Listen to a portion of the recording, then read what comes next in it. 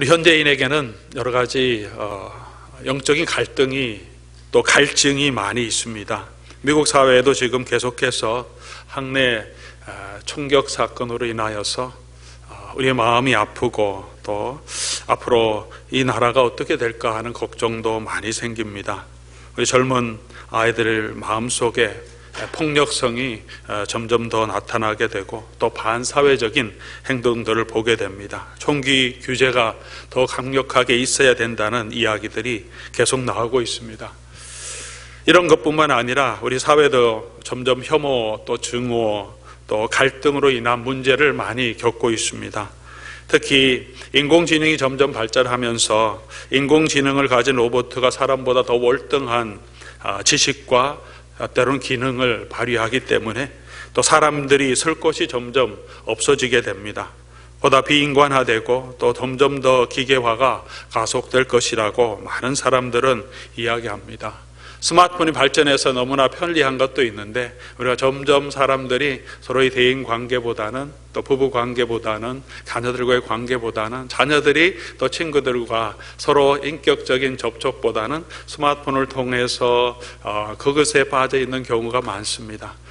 또 서로 교제를 하더라도 스마트폰을 통한 사회관계망 서비스를 통해서 거기다가 댓글을 달고 거기에서 리스폰스를 받음으로 자기 만족을 누리며 개인적인 친밀한 인간적인 교제가 점점 멀어지는 그런 모습들이 우리 사회에 나타나고 있습니다. 안 그래도 산업화되고 도시화되는 사회에 인간적인 접촉들이 점점 더 멀어지고 상막화되는데 이런 스마트폰을 통해서 가정 안에서도 서로가 부부가 저 스마트폰만 들고 그것만 보고 있는 경우도 많습니다. 저도 그렇게 빠져들어가는 모습들이 있는 것 같습니다. 여러 가지 중독 때문에 시달리는 사람들도 많이 있습니다. 정신적인 문제, 정서적인 문제 때문에 고통받는 사람들은 중년의 어른들뿐만이 아니라 요즘 어린 아이들도 굉장히 많은 정서적인 고통을 당하고 있습니다. 자살도 점점 늘어난다고 하고 있습니다. 현대사회에 여러 가지 병폐가 있고 부조리가 여러 가지 많이 나타나면서 영적인 갈망은 오히려 점점 더 커져가고 있지 않은가 그렇게 생각합니다. 미국 사회 안에서도 영적인 갈망을 채우기 위한 수도, 명상, 요가 명상 이런 것들을 찾는 사람이 점점 더 많이 늘어나고 있고 점점 더 파퓰러해지고 있습니다. 인도가 요가의 중심지인데 인도에 수백만 명의 사람들이 유럽에서 또 미국에서 들어와서 젊은이든 또 어르신이든 들어와서 그곳에서 명상과 수련을 통하여서 자기의 마음의 안정을 누리고 육체적인 건강을 회복하려고 하는 많은 사람들, 그런 영적인 갈망을 가지고 있는 수많은 사람들을 제가 인도에 있을 때도 너무나 많이 보았습니다. 교회 안에서도 성도들의 마음 가운데도 마찬가지인 것 같습니다. 계속적인 반복적인 일상적인 제도적인 교회 생활에서 지치고 힘든 우리의 영혼이 다 만족하지 못할 때 우리의 영성을 좀 회복하고 또 우리의 마음에 지친 심령을 회복하려고 하는 그런 수련회, 또 그런 수양관, 또 그런 시간을 갖고자 하는 그런 내적인 갈등들이 우리 가운데 많이 있는 것을 보게 됩니다. 그래서 교회 안에서도 요즘 다시 영성이라는 단어를 많이 사용하고 있고 영성 수련회장도 점점 더 많이 생겨가고 있습니다. 그렇게 보면 사람이 참 영적인 존재라는 것을 다시 한번 알게 됩니다. 예수를 믿든 그렇지 않든 영적인 갈망이 물질적인 충족을 통하여서 인간적인 관계를 통하여서만 채울 수 없는 어떤 영적인 갈망이 우리 가운데 다 있어서 그런 영적인 체험을 통하여서 자기의 마음의 안정을 누리고 또 평화를 누리려고 하는 그런 마음들이 우리 가운데 다 있습니다. 사랑하는 성도님들의 마음은 어떻습니까? 여러분 어떤 영적인 상황에 있습니까? 여러분의 삶에 하나님을 풍성히 경험하고 계십니까? 아니면 일상의 삶에 바빠서 매일 반복되는 이 신앙생활이 때로는 지치고 힘들어서 또 허전하고 칼칼한 그런 마음은 없습니까? 내적으로 하나님과의 깊은 교제를 경험하고 계십니까? 개인적인 차이는 있겠지만 저와 여러분 누구에게나 이런 영적인 욕구는 다 있는 것이라고 생각합니다. 교회 안에서 특별히 영적인 갈망을 채워주는 그 방법은, 갈증을 채워주는 방법은 두 가지, 크게 간단하게 표현하면 두 가지 방법으로 영적인 부분을 채워가는 모습들을 보게 됩니다. 하나는 성령 은사주의적인 방법이죠. 열정적인 기도, 은사 체험을 통하여서 통성으로 기도하고 또 방언으로 기도함을 통해서 정말 내 마음속에 답답하고 갈증을 느꼈던 것들, 하나님이 너무 멀었던 것들을 그런 체험을 통해서 깊은 방언 기도를 통해서 경험하기를 원하고, 그렇게 경험이 될 때 우리 마음속에 안정이 들어오고 또 하나님을 체험하며 하나님이 살아계심을 조금 더 구체적으로 느끼게 됩니다. 특별히 각박한 삶, 억눌린 것이 많은 분들이 또 이런 강력한 감정적인 폭발, 또 감정적인 열정적인 영성을 통하여서 그들의 갈증을 또 채우게 됩니다. 또 반대적인 면은 수도원적인 영성을 추구하는 사람도 많이 있습니다. 그런 정말 열정적이고 막 뜨거운 것보다는, 그래서 정신이 없고 그런 것으로 채워지지 않는 분은 좀 조용하게 하나님 앞에서 침묵하면서 내면적으로 자신을 돌아보는 침묵 훈련을 하고, 또 관상기도나 이런 것들을 통하여서 조용한 곳에서 하나님과 자기 앞에서, 하나님 앞에서 자기의 내면을 돌아보는 이런 수도원적인 영성 훈련을 하기도 하고, 그런 수련관도 요즘은 점점 더 많이 생겨가고 있습니다. 두 가지가 큰 차이가 있는 것 같지만 이성과 감정이라는 차이보다는 열정적인 감정인가 아니면 차분한 감정인가, 두 가지 방법으로 우리가 영적인 부분을 채우려고 하는 모습들이 있는 것 같습니다. 두 극단이지만 모두가 우리 가운데 있는 영적인 갈망을 채우는 그런 방법을 우리가 추구하고 있고 또 그런 갈증을 가지고 있다는 것을 우리가 알게 됩니다. 오늘 예수님을 찾아온 사람들이 예수님께 질문하는 모습이 18절에 기록되어 있습니다. 어떤 사람들이 예수님을 찾아와서 질문을 합니다. 요한의 제자들과 18절 보면 바리새인들이 금식하고 있는데 왜 예수님의 제자들은 금식하지 않습니까? 그렇게 말합니다. 이 사람들은 이때까지 예수님을 계속 공격했던 바리새인들이라 그렇게 말하지 않습니다. 이 사람들 어떤 사람들 그렇게 말하고 있습니다. 어떤 사람들이라고 표현한 걸 보니까 전체적인 무리들은 아니었던 것 같습니다. 무리들 중에 예수님의 치유를 경험하고 예수님이 주신 것들을 그냥 받아 누리려고 하는 많은 무리도 있었지만 그 중에 아마 조금 더 생각하는 사람들이 있었던 것 같습니다.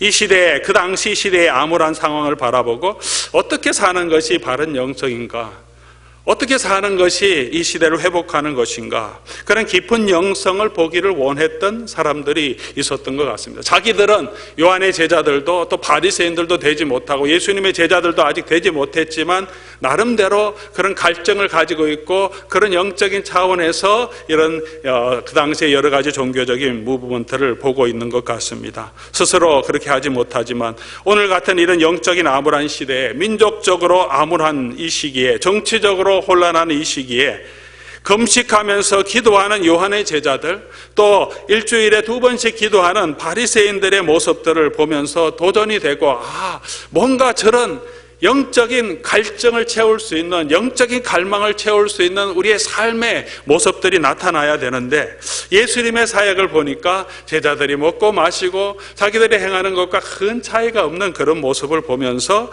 예수님께 나와서 이야기하고 있습니다. 우리는 마가복음 처음부터 예수님의 영성을 보고 있습니다. 40일 동안 금식하시고 아침에 일찍 일어나서 밖에 나가서 기도하시면서 그의 삶을 시작하셨던 예수 그리스도의 모습을 우리는 잘 알고 있습니다.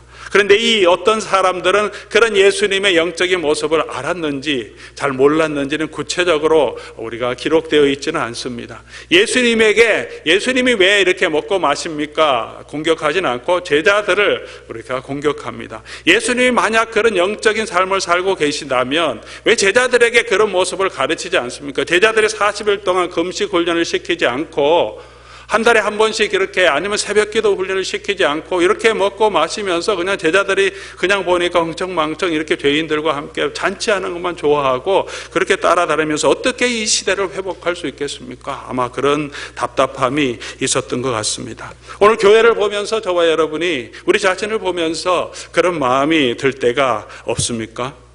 성도의 삶을 보면서 일상적이고 반복되는 이런 삶을 통해서 그저 먹고 마시고 믿지 않는 사람들과 큰 차이가 없는 우리의 모습을 보면서 오늘 이 시대를 보면서 암울하고 영적으로 정말 막막한 이 시대에 우리가 조금 더 간절하게 어떤 영적인 모습, 더 종교적인 모습이 나타나야 한다고 그런 갈증은 없습니까? 내가 그렇게 하지는 못하지만 교회는 좀, 목사들은 좀 그런 변화가 있어야 되고 그런 애씀이 있어야 된다고 생각하고 계시지는 않습니까? 좀 더 금욕적인 삶의 모습에 있어서 우리는 조금 더 깊은 영성을 느끼는 것이 일반적인 사람들의 마음입니다. 북한 상황이 지금은 이제 남북 대화도 많이 진행되고 있는데 한동안 북한이 기아에 허덕일 때 정말 너무나 많은 어려움이 있을 때 미주 사회에서도 한국 사회에서도 북한 동포를 위한 통곡 기도회라는 것들을 했습니다.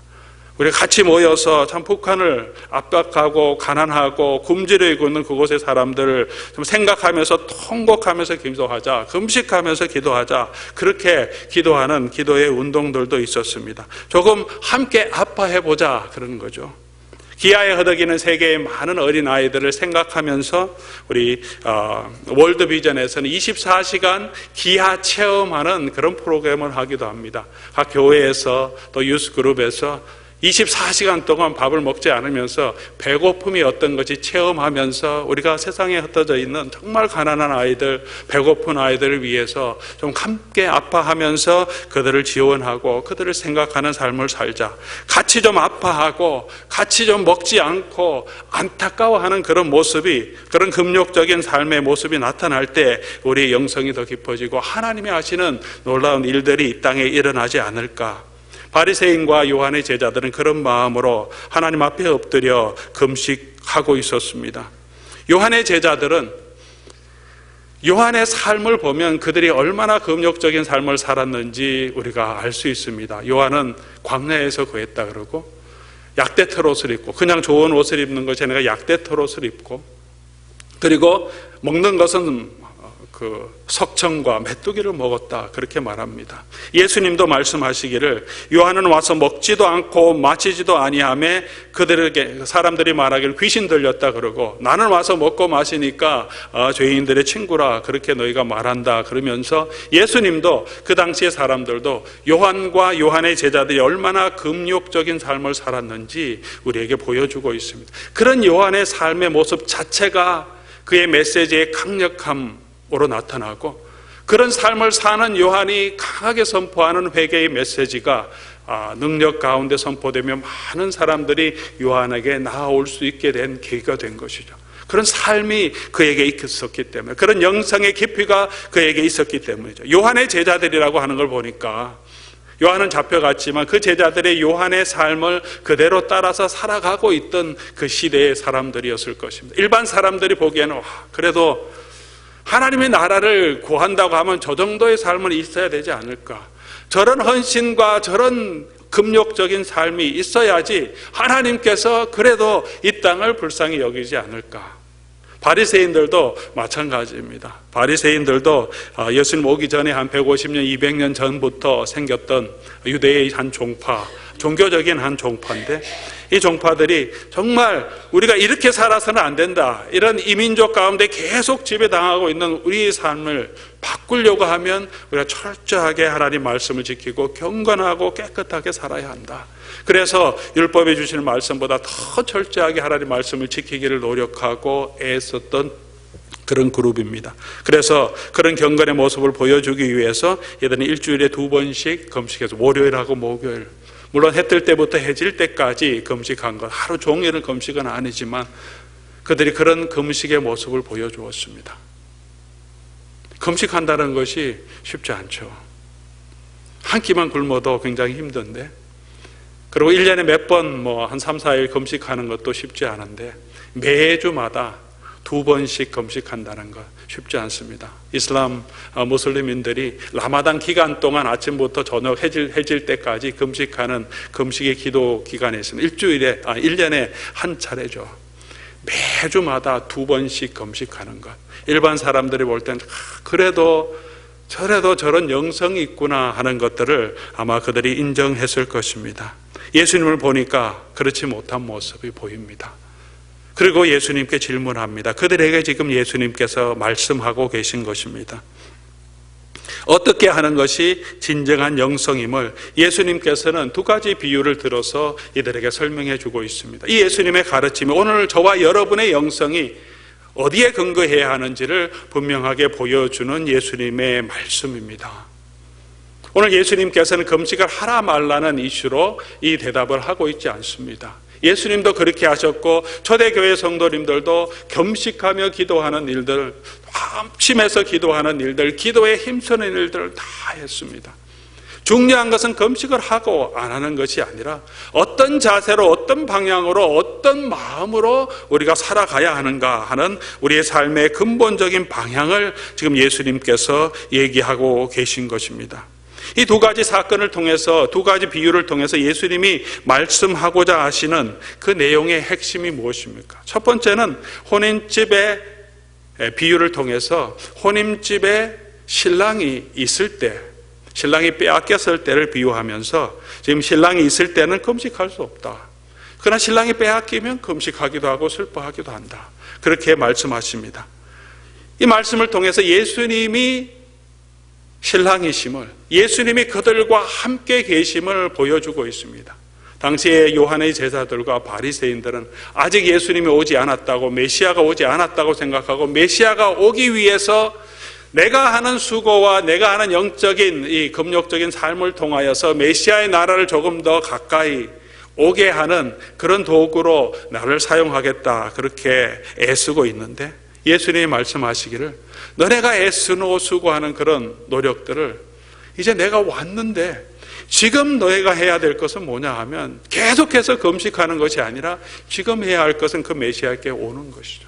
내가 죄인인 것을 알고 죄의 용서함을 주시는 주님 앞에 와서 지금은 기쁨을 누리는 그 시간이지, 금식하면서 아직 메시아가 없는 것처럼 내가 무엇을 노력해서 메시아의 나라를 이룰 것처럼 생각하는 그런 여전히 옛 시대에 살고 있는 것은 아무리 깊은 금식이라도, 아무리 깊은 영적인 체험이라고 할지라도 하나님이 주신 이 축복을 지금 누리지 못한다고 말하고 있습니다. 시대가 바뀌었고 바로 그 메시아가 너희 앞에 왔다는 것을 설명해 주고 있습니다.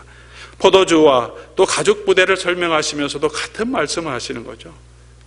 예수님이 새 포도주고 예수님이 새 포도주로 이 땅에 와셨다면 이제 새 가죽 부대에 담아야 합니다. 옛날적인 습관과 구약적인 잣대로 우리가 이때까지 해왔던 나의 영적인 개념으로 예수님을 판단하고 또 예수님을 평가하는 것이 아니라 예수님 중심으로 모든 것이 다시 재해석되어야 되고 예수님 안에서 우리의 영성을 다시 회복해야 한다는 것을 말해주고 있습니다. 삶의 중심이 이제 바뀌었다는 것입니다. 영성의 중심도 이제는 바뀌어져야 한다는 것입니다. 예수님이 중심이라는 것입니다. 예수님이 우리의 삶의 목적이 되어야 한다는 것입니다. 오늘 저와 여러분이 금식하며 영적인 일에 수고하고 또 영적인 체험을 하려고 하는 이유가 무엇입니까? 오늘 이 시대에 많은 사람들이 영성을 개발하려고 하고 그들이 가지고 있는 영적인 갈망을 채우려고 하는 그 근본적인 목적이 무엇입니까? 내 안에 있는 어떤 영성을 개발하려고 하는 생각들이 참 많이 있습니다. 믿지 않는 사람들도 내 속에 있는 어떤 영적인 부분들을 우리가 기술을 개발하고 어떤 스포츠에 더 잘할 수 있도록 우리가 연습을 해서 우리 자신을 향상시키듯이 영적인 부분에도 내 감정을 다스리고 내 자신을 돌아보고 나의 삶을 컨트롤할 수 있는 그런 영적인 훈련, 그런 영적인 능력을 개발하려고 하는 것을 목적으로 삼을 때가 많이 있습니다. 그렇게 할 때 내가 한 체험, 내가 한 그런 방법들이 때로는 자꾸 반복이 되면 나의 과시용이 될 때가 있습니다. 나는 이렇게 했는데 하지 못한 사람들을 향하여서 우리가 또 판단할 때도 많이 있습니다. 남이 하지 않는 것을 내가 하기 때문에 그것이 나의 자랑이 될 때도 있습니다. 바리새인들이 그런 모습이었습니다. 때로는 저와 여러분이 하나님 앞에 엎드릴 때, 때로는 금식하면서 하나님 앞에 나아갈 때 하나님께서 내가 요구하는 것을 하나님께서 들어주기를 원하는 그런 마음으로 농성식으로 금식을 할 때도 있지 않습니까? 어떤 목적을 정해놓고 하나님 이것을 주십시오. 그렇게 목적을 정해놓고 이것 주지 아니하면 나는 지금 단식 40일 단식하겠습니다. 무제한 단식하겠습니다. 이런 어떤 요구를 하는 것처럼 하나님 앞에 그런 마음으로 우리가 하나님 앞에 엎드릴 때도 많이 있습니다. 우리가 힘써야 할 영성은 예수님께서 지금 가르치고 있는 이 말씀의 핵심은 그것이 아니라 우리의 모든 삶이 특별히 하나님과의 관계에 있어서 예수님이 중심이 되어야 한다는 것입니다. 예수님이 핵심이 되어야 한다는 것입니다. 우리가 영성에도 금식에도 기도에도 예수님이 중심이 되어야 한다는 것입니다. 방언 기도를 하든 관상 기도를 하든 통성 기도를 하든 조용하게 기도하든 우리의 기도의 목적은 우리 주 예수 그리스도가 되어야 한다는 것입니다. 우리의 삶의 목적이 무엇입니까? 예수님의 중심의 영성이라는 것, 예수님 우리의 삶의 목적이라는 것을 우리가 어떻게 나타내야 하겠습니까? 몇 가지로 우리가 하나님 말씀을 통해서 정리해 볼 수 있겠습니다. 예수님 중심의 영성이란 무엇인가? 첫 번째로는 예수 그리스도의 은혜로 이미 구원받은 자인 것을 아는 것입니다. 예수 그리스도의 은혜로만 저와 여러분은 이미 구원받았고 그 은혜 가운데 있는 자임을 아는 것입니다. 에베소서 2장 8절에 있는 말씀처럼 너희는 그 은혜에 인하여 믿음으로 말미암아 구원을 받았으니 이것은 너희에게서 난 것이 아니고 하나님의 선물이다. 우리는 구원받지 않은 자가 아니라 내가 더 노력하면서 내가 더 기도하면서 하나님께서 주시는 더 큰 은혜의 자리로 나아가는 것이 아니라 이미 저와 여러분은 어떤 자리에 있든지 하나님께서는 그 은혜로 저와 여러분을 구원해 주셨다는 것입니다. 바리새인들은 요한의 제자들은 아직도 그 구원의 기쁨을 알지 못하고 자기들이 더 엎드려야지, 더 금식해야지, 더 금욕해야지 하나님의 은혜를 받을 줄 알고 하나님의 능력이 나타날 줄 알고 그런 마음에서 더 엎드리는데 예수님은 그것이 아니라고 말합니다. 이미 너가 하는 노력과 너가 하는 영성과 너가 하는 금식을 통해서 내가 은혜를 베푸는 것이 아니라 그것으로 내 은혜를 살 수도 없는데 자기의 죄를 인정하고 연약함을 인정하고 하나님 앞에 나오는 그 사람들에게 하나님이 이미 죄 용서함과 의롭다 하심을 하나님의 은혜로 베풀어 주시고 저와 여러분이 그 은혜 가운데 살도록 하나님이 불러주셨다는 것입니다. 우리가 그 은혜를 안다면 금식을 안 해도 괜찮죠. 내가 예수 그리스도의 구원의 은혜를 알고 십자가의 은혜와 그 감격을 안다면 그래 금식이 필요 없습니다. 하나님 앞에 기뻐하고 즐거워하며 먹고 마시면서 감사하며 하나님 앞에 살아갈 수 있습니다. 그런데 내가 그 은혜를 알지 못하고 그 은혜 밖에 있다면 우리는 엎드려 금식해야 되고 회개해야 되고 간절하게 이 하나님의 은혜를 찾아야 하는 것입니다. 내가 나의 영성을 개발하는 것이 아니라 우리의 영성의 핵심은 바로 예수 그리스도의 은혜를 알아가는 것. 내가 이미 주님의 은혜로 구원의 자리에 서 있다는 그 감격을 회복하는 것, 그 은혜를 아는 것이 우리의 삶의 핵심입니다. 그렇기 때문에 두 번째로 저와 여러분이 해야 할 삶의 자세는 나의 힘으로는 하나님을 기쁘시게 할 수 없지만 아무것도 하나님 앞에 드릴 수 있는 것은 없지만 내가 예수 그리스도 안에 있으면 모든 것을 할 수 있다는 이 자세를 갖는 것입니다. 하나님 앞에서 너무나 겸손한 자세이고 또 하나님 앞에서 너무나 담대한 자세입니다. 예수 그리스도의 은혜를 알기 때문에 그렇습니다. 로마서 3장 20절에 그러므로 율법의 행위로 그 앞에서 의롭다 하심을 얻을 육체는 없나니 우리가 무엇을 하든지 40일을 금식하여 기도하는 것을 수십 번 했더라도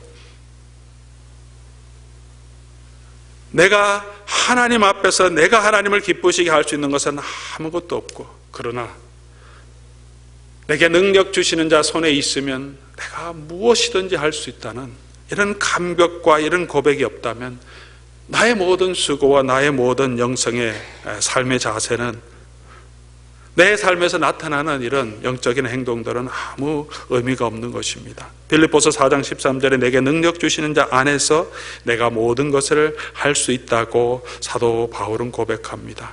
누가 정말로 영성이 뛰어난 사람이겠습니까?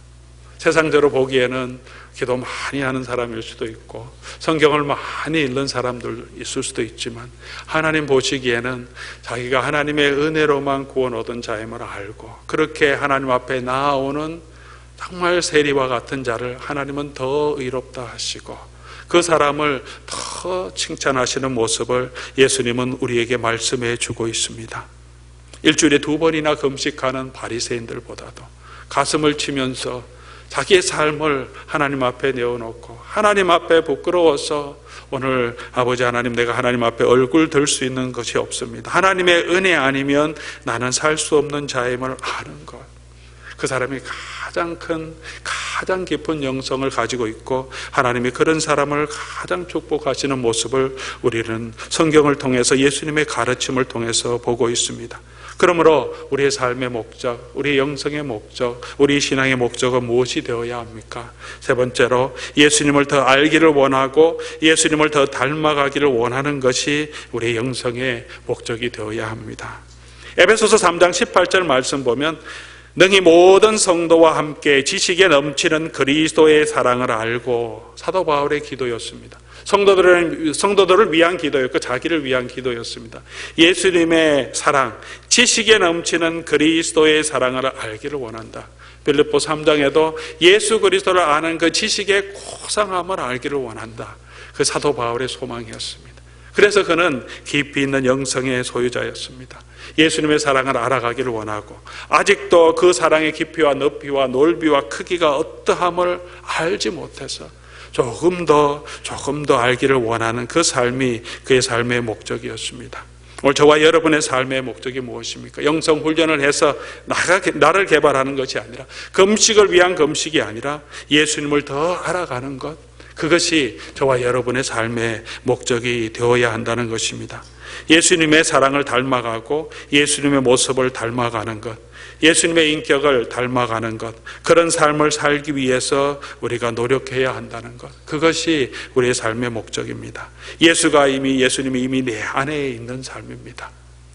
새로운 가족 부대를 우리가 준비해야 하는 것이 아니고 저와 여러분은 이미 예수 그리스도의 성령 안에서 새로운 가족 부대가 되게 하셨고 그 안에 새 포도주이신 예수 그리스도로 충만하게 채우는 것이 오늘 저와 여러분이 추구해야 되는 그리스도 중심의 영성임을 예수님은 말씀하고 있습니다. 먹고 마시면서도 일상의 삶 가운데서도 그리스도의 사랑을 나누며 그리스도를 닮아가며 살 수 있습니다. 예수님께서 세리들과 죄인들과 함께 마음껏 먹고 마셨습니다. 굶주린 자들에게 음식을 나눠주시면서 그들의 배를 채워주시는 그곳에 하나님의 은혜와 하나님의 사랑을 체험하게 하셨습니다. 그 가운데서 깊은 영성을 체험하고 있는 것입니다. 가족들이 그리스도 안에서 함께 모여서 기뻐하면서 서로 밥을 먹고 가족 안에서 교제하는 그 삶 가운데서 저와 여러분은 어쩌면 최고의 영성을 맛보고 있는 자리일 수도 있습니다. 성도들이 모여서 성도 가운데 교제하고 매일 반복적인 삶 같고 예배 같지만 성도가 하나님의 구원의 은혜를 사모하면서 이 자리에 함께 이렇게 모여서 하나님 앞에 나아가는 이 순간이 예수 그리스도의 은혜의 말씀을 다시 한번 듣고 그 말씀 가운데 서기로 다짐하며 함께 기도하는 이 자리가 오늘 저와 여러분이 기도하고 또 저와 여러분이 경험하는 가장 깊은 영성의 훈련의 자리일 수 있습니다. 바로 이 자리에서 내 자신을 겸손하게 하나님 앞에 드릴 때, 하나님의 구원을 사모하며 간절한 마음으로 우리가 하나님 앞에 나올 때 우리는 하나님을 경험하게 되고 하나님의 은혜 가운데 살아가게 하십니다. 때로는 우리의 삶을 넘어서서 하나님과 집중하여 만날 그런 시간도 필요합니다. 그 시간에 우리가 해야 할 것이 무엇입니까? 이 예수 그리스도의 은혜를 점점 더 알아가는 것이죠. 금식하면서도 그 그리스도를 만나기를 힘쓰고 일상 삶 가운데서도 그리스도의 은혜를 나누고 그리스도의 사랑으로 섬기기를 힘쓰는 그 삶이 그리스도 중심의 영성임을, 그런 삶을 살아가도록 저와 여러분을 초대하셨습니다. 이제 이 예수님께서 저와 여러분과 함께 하시면서 이미 저와 여러분에게 구원의 은혜를 허락해 주셨습니다. 우리에게 주신 그 예수 그리스도와 함께 그 예수 그리스도를 즐거워하는 것, 기뻐하는 것, 그것을 예수님은 원하십니다. 이 예수 그리스도의 은혜를 점점 알아가는 저와 여러분 될 수 있기를 바랍니다. 그리고 내 힘으로는 할 수 없고 오직 예수 그리스도의 능력 안에서는 나 같은 부족한 사람이지만 하나님께서 붙들어 사용하신다는 것을 믿고 주님 앞에 맡기는 저와 여러분 될 수 있기를 바랍니다. 그 과정 가운데 주님을 조금 더 알아가고 주님을 알아갈수록 또 주님을 더 신뢰하며 나아가는 저와 여러분 될 수 있기를 주님의 이름으로 간절히 소원합니다. 내 주 되신 주를 참 사랑하고 곧 그에게 죄를 다 고하리라. 큰 은혜를 주신 내 예수시니 주 예수시니 이전보다 더욱 사랑합니다. 내 주 되신 주를 조금 더 사랑하고 또 그에게 우리의 죄, 우리의 연약함을 다 아뢰면서 그 큰 은혜 주신 예수님 더욱더 사랑해 가는 저와 여러분의 삶, 그것이 오늘 우리가 추구해야 될 그리스도 중심의 영성이고 예수님이 우리에게 허락해 주신 축복인 줄 믿습니다.